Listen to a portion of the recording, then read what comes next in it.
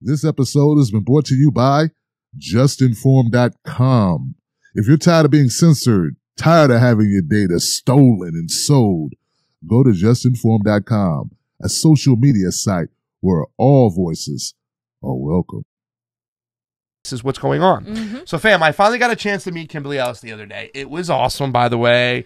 Who is once again running for the California Democratic chair.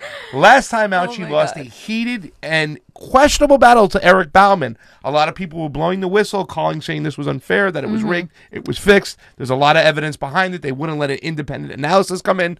So Eric Bauman was just recently forced to step down and miss sexual harassment allegations. And I got the chance to talk to her about election integrity moving forward. Take a look.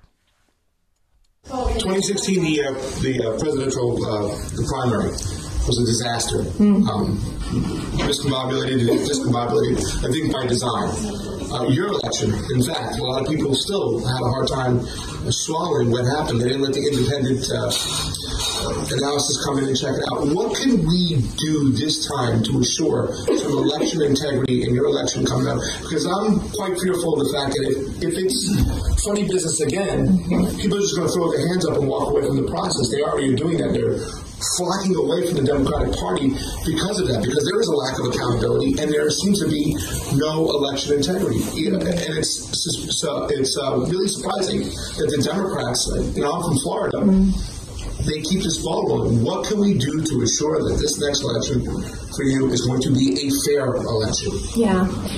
I think that the delegates need to think about putting together a proposal of what the actual process looks like. I mean, quite honestly, one of the biggest things that we wanted to address, which I intend to address, is the ambiguity in our bylaws around a lot of things. And so making sure that our bylaws are very clear about everything from how the elections run to a transition period for when there are officer elections. I mean, even the governor has a transition period, right, before sort of the baton is passed. And so to have a situation where the person is elected chair on a Saturday and gavelled in on a Sunday without any kind of room for a review of ballots, or if there was a challenge or what have you, is just, I think, a recipe for failure. And so reviewing the bylaws to see where that clarity can be made, but the delegation, I think,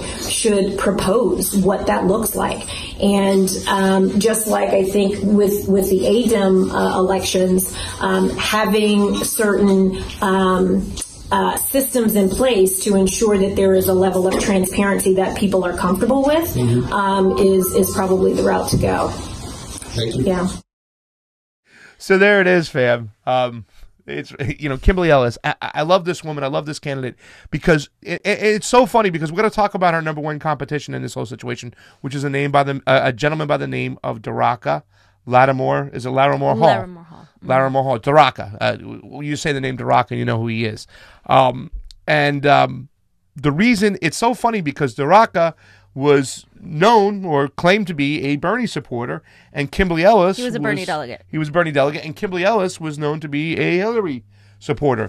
But yet, it seems like a lot of the progressives now, the true progressives, are kind of backing Kimberly, and some of those establishment kind of party affiliate insiders are backing Daraka. Now, before we get into the pros and cons of each person, I have to say this because I do love Kimberly Ellis because I believe she's the perfect bridge between establishment and progressive people. Right. She's one of my favorite candidates because of that.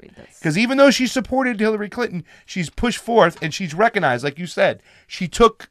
she stood by us and recognized that we need election reform. She said it. Regarding election integrity. She also saw in 2016 how Berners got cheated and recognized it. She said, you Bernie people got screwed. She said that on June 23rd, 2017. And she said that at Bernie's coffee shop. So the people who were at Bernie's coffee shop during that time, Michelle, Eileen, and I think Jeremy White, all of these people, they heard her say it. And I think to me, when someone recognizes that there was a problem, that's when I see the growth, when I see the integrity, when I see, okay, like you may have been on the other side, but the fact that you even, supporting the person you supported had the ability to see, hey, that's not right. That's not right. And it's very hard for people to even do that. So it's taking accountability, and that's what she does. Yeah. She's the perfect bridge. She takes accountability. She recognized the mistakes that the establishment made. She then presents solutions across the board on every single problem. Right. The question I asked her was so important to me because I believe in election integrity.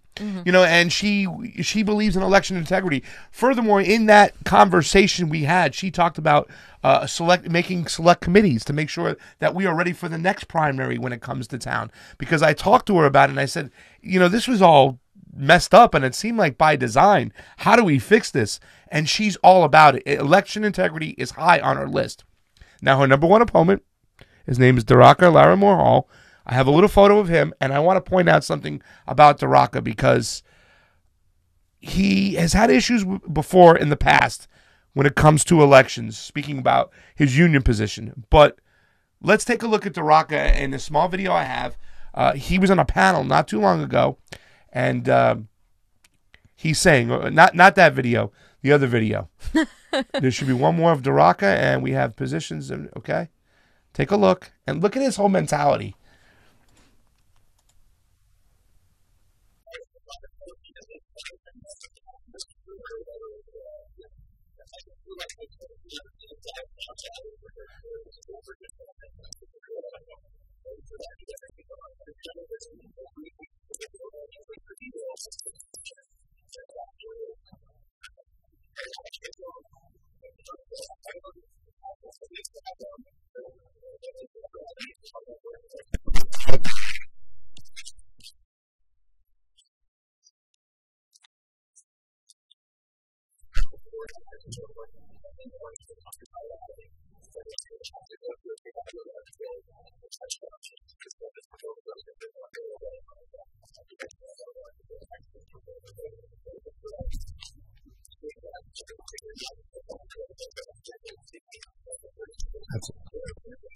Okay, so right there, fam. This is the kind of mentality. And once again, you know, a lot of people we've talked to out in the field, a lot of activists and stuff that said that Daraka always seems like he's got 1 foot in and 1 foot out. He's a burner and he's establishment. He just wants to be part of the party, but yet he's over here marching with us. I think this is the point where people it gets very convoluted. It gets very confusing. Is it okay to, you know, be a person who's an activist, but yet still sit in the room with those people at times? I mean, he's looking at it. That's his main type of tactic. Well, absolutely. I mean, I think we want a seat at the table. I don't think that's what the people questioning him are saying. I think, you know, everybody wants a seat at the table. It is how you go about that and how much you sacrifice and how much of yourself you are willing to give up in order to get a seat at the table. How much you are willing to, I guess, exchange as far as your morality goes, as far as your integrity goes, to get a seat at the table. I think that is the feeling that many people we've spoken to. So many people that I've spoken to when it was a 2016 convention, he was a Bernie delegate. However, he was often hanging out with Hillary supporters, often, like, as you said, had 1 foot in and 1 foot out the other. And this is actual statements from people that we've talked to that were there, and they weren't comfortable with that. Some people were saying it doesn't even seem like he's a real Bernie delegate. It seems like he's just going to go where the flow, whatever's most popular. It seems like he's buying on us. Like, they did not trust him. So someone being a Bernie delegate doesn't automatically mean you're a progressive to me, because there's a lot of people who have changed their ideology based on Trump deranged syndrome, based on, you know, how awful 2016 was to us. It did something to many of us emotionally, mentally.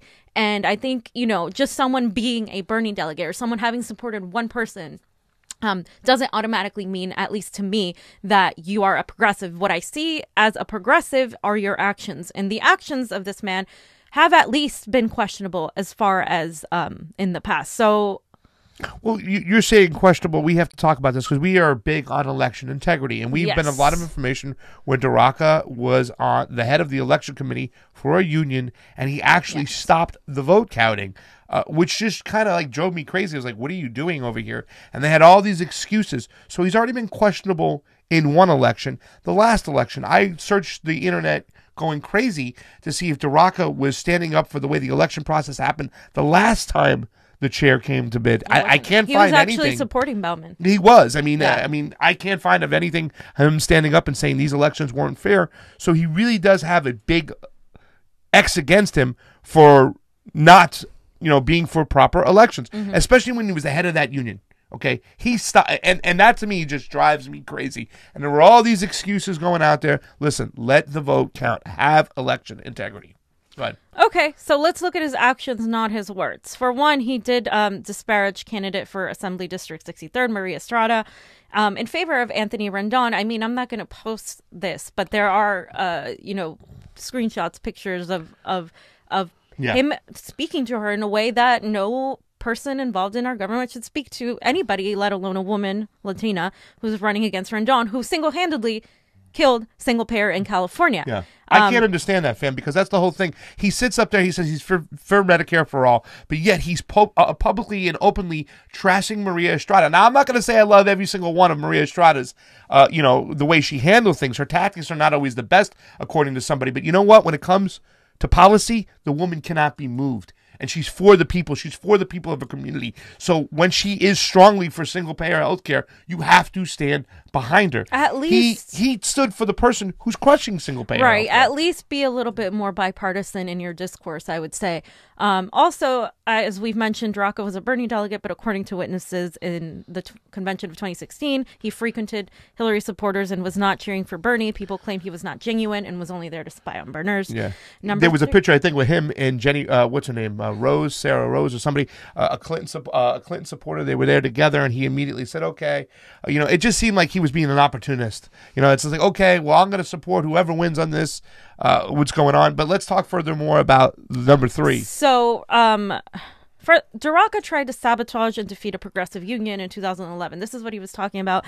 So election results come after student activists mobilized last week. This is from 2011 to defend a democratic elections process in the wake of the election committee's decision to halt the vote count. That was the committee that he was in charge decision. of. Yeah. In a letter to members, Elections Committee Chair Travis Knoll says that the counting was halted because of the level of hostility in the crowded ballot courtroom. The issues, he wrote, included secret audio recordings of procedures, yelling, and physical altercations, all of which prevented the election committee from doing its job in counting the ballots. So he was claiming, and his people were claiming, that there was violence against them and that people weren't following procedure. Yeah. So the members of the AWDU, meanwhile, have called those claims fabricated, insisting that the counting was halted only after it became clear that the reformers might be able to win. So only after half the votes were counted, Daraka was losing. Yeah. The union was stopped. They said that that's when they started saying these accusations. And this is the Auto Workers Union, by the way. In case. And graduate students too, the union. Listen, right. Fam, this reminds me so much of what happened in Nevada. So many things were fabricated, that people were getting crazy. They were throwing chairs. Yeah. We saw one film of a guy pick up a chair, and immediately his friends go around him. No, put the chair down. He put the chair down, and the guy starts crying. Yep. You know what I'm saying? Like he was just they're so distraught. Chairs. But all this thing that they're being, and in fact, the only person who was arrested was that one actor who was a Hillary supporter who punched some guy in the fucking nose. So this is like the same type of rhetoric. Once again, it's an excuse. They started counting half the ballots. Mm-hmm. They saw that they were going to lose. So therefore, election integrity, it's a big mark against Daraka when it comes to that. Right. So he said he was one of those that was claiming he was threatened and that these people did not follow bylaws. Show me a video. Show me something, because you got nothing. And so this is from someone online that is to remain anonymous. Let's not forget that Daraka was ousted from the UAW 2865 UCTA union because he ran the union like a fiefdom, which one of the activists across the state sought to democratize. He actively fought against those democratizing the union, and his slate, which controlled the election committee, also shut down the vote counting when it became clear him and his cronies were going to lose. So this is a person's opinion, but I'm backing it with the article that was several articles actually that were written. He was president of the union at the time, and his slate controlled the committee. So I mean, come on, what kind of conditions do you need to have to stop counting ballots? Okay, like really, like people Well, over there, they want to look, it's and just it's shady like, because you're in control of Yeah. that. So when you do that, it's kind of, and then according to the elections committee, there were a number of challenges to the elections process that were leveled by both sides of the election, said Daraka LaBarbera Hall, UC Santa Barbara graduate student and UAW, United Auto Workers president. In addition, folks on the AWDU side publicly stated that they were planning to object to the election before it even started. So they were objecting to this before it even started.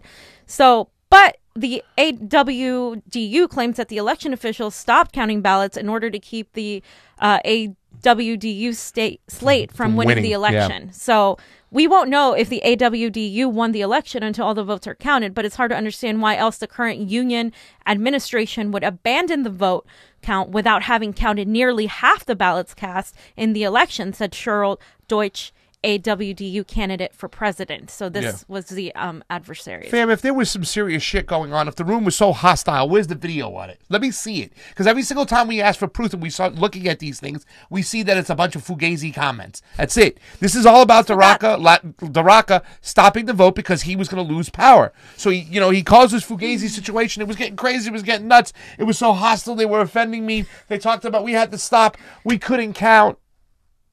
Yeah, clutch Please, my pearls. fam. So, and then Strike here's two, more. election People integrity. say that power concedes nothing without a struggle, and that's what we're seeing now, he said. Graduate students and the members of the union are taking our union back so that we can fight the budget cuts. So these reformers were trying to fight budget cuts, and Daraka was in the opposition.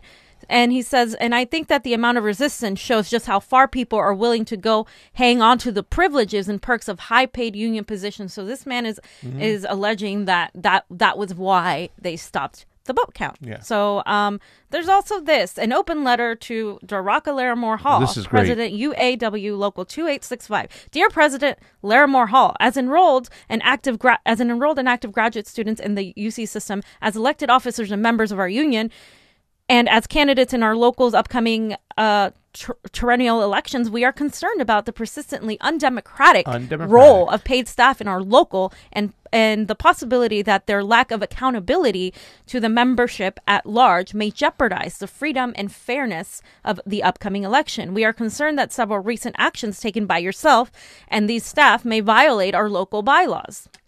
As you know, many of us have been concerned for some time about the role of paid staff in our local and their lack of accountability or even communication with campus unit elected officials or members.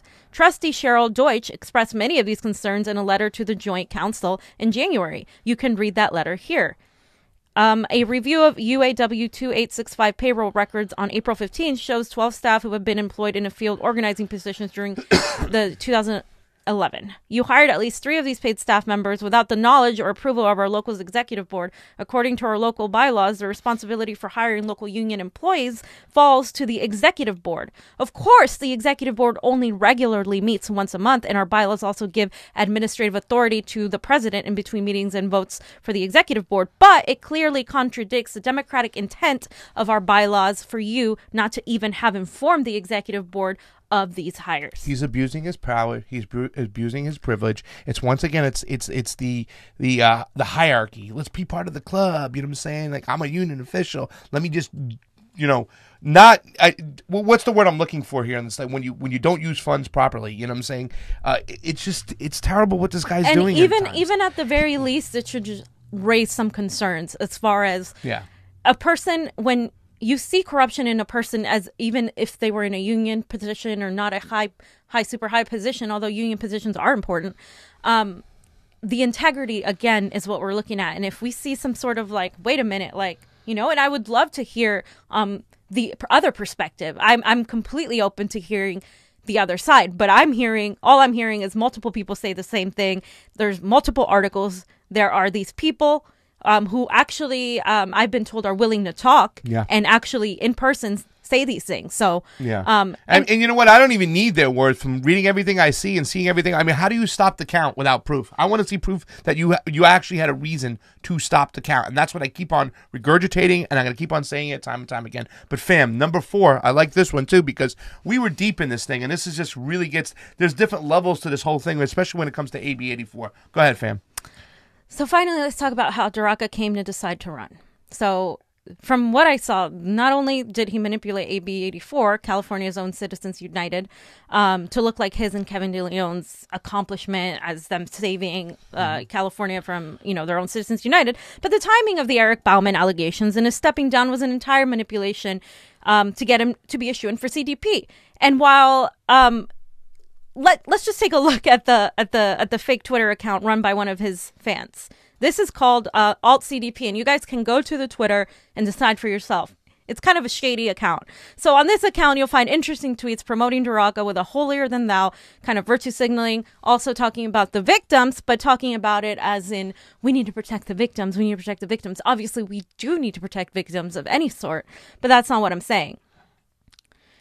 This account, you can see that they're urging people to be with the victims and claiming that, that he knew nothing. Daraka knew nothing, that a lot of these people knew nothing, and even going as far as to criticize Congressman Ro Khanna for pushing Kimberly Ellis. So here we have a tweet. Do we have it? Okay. I don't see it on here,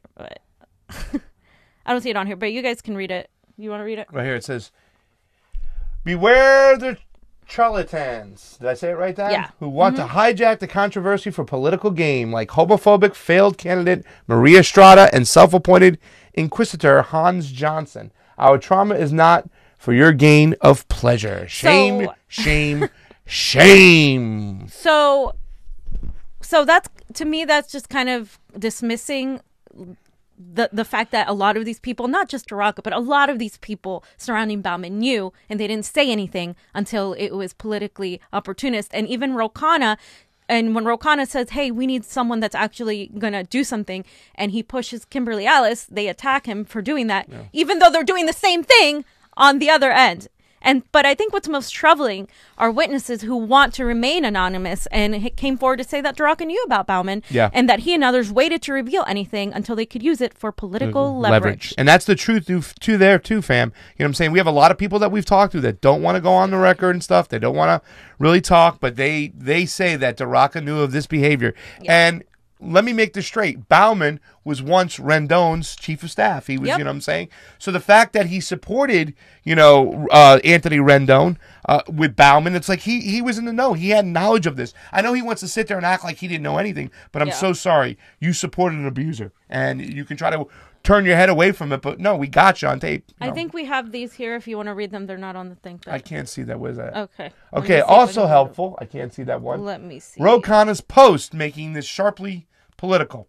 People are trying to come to terms with talking about trauma, and Representative Khanna is introducing political quagmire that could take 6 to 8 months to resolve. Right, so that was the one we were... also unhelpful. We were looking at, but let me actually read it because I just got it on my phone. This is someone who I said wanted to remain anonymous. "Thanks, I'm not looking for sympathy, and in my case, his actions weren't criminal." Speaking of Bauman. "I complained to a few people at the time, as well as during the chair's campaign. Some people made excuses for him, Bauman, and others tried to recast my complaint as homophobia," which is something that, as we know, the Democratic Party and virtue signalers often do. "Eventually, I just stopped talking about it, about the, harassment.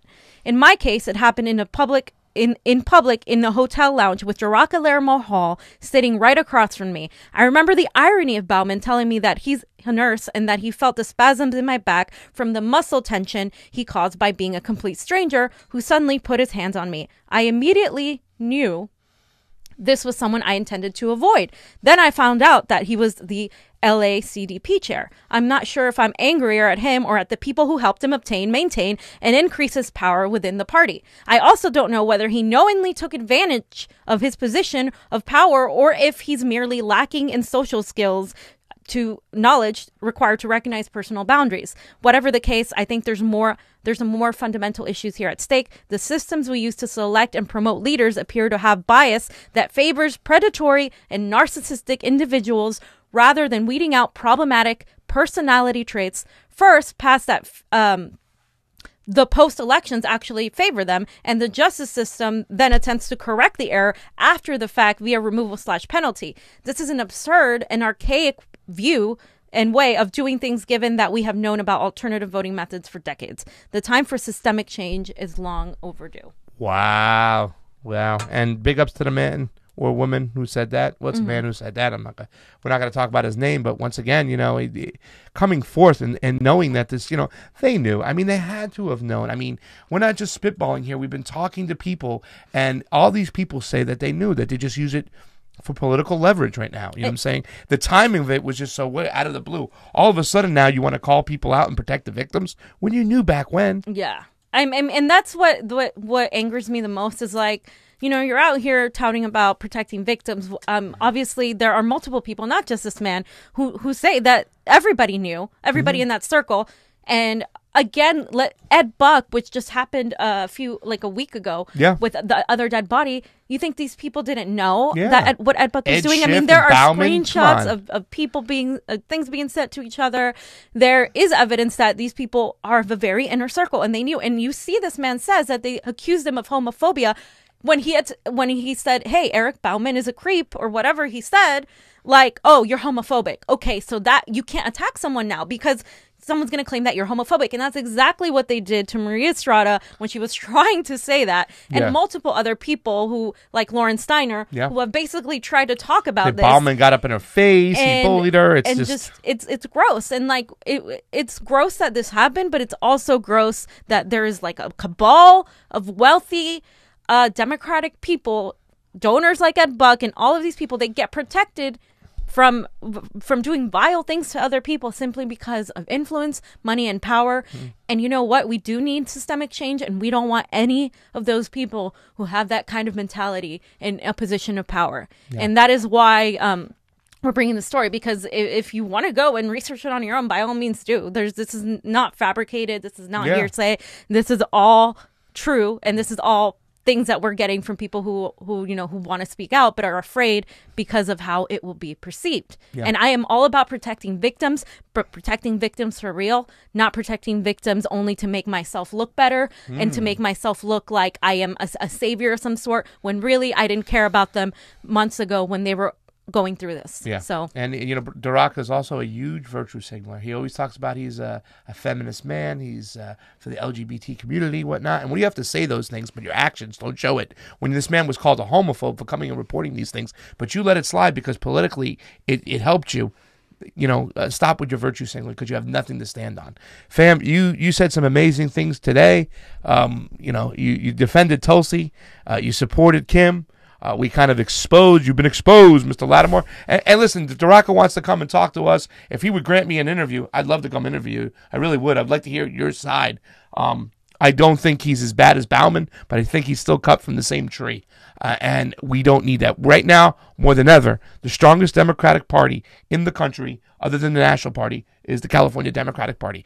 Kimberly Ellis is the best choice for this. This is her rightful throne, or her rightful chair. And I don't even like to say that because nobody is entitled to anything. You know what I mean? We'll see what happens when we let put the issues out there, and when she goes and campaigns. But the thing is, I'm looking at the hypocrisy. You know, we push women of color, we push women, and at the end of the day, when a progressive woman is coming, who has done the work, who has been through thick and thin, who has been basically destroyed by a lot of the establishment for pretty much standing with progressives, who is actually, you know, a friend to Tulsi Gabbard, who is a friend to progressives, and she comes running, and then we're gonna go and, you know, and frame this whole manipulation to make this other person look like, oh, look, they're good. He's the savior, and when I ask people why him, they say he's the chair we need right now. That's not an answer. What does that mean?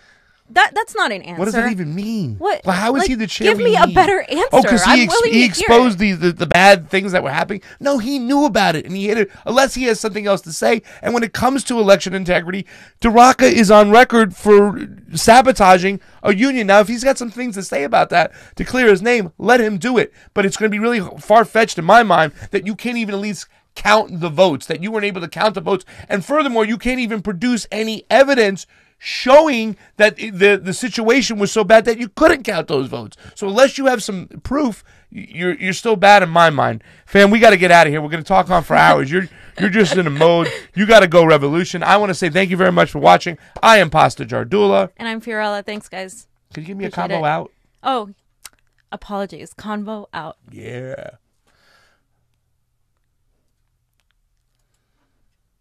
What happened to you?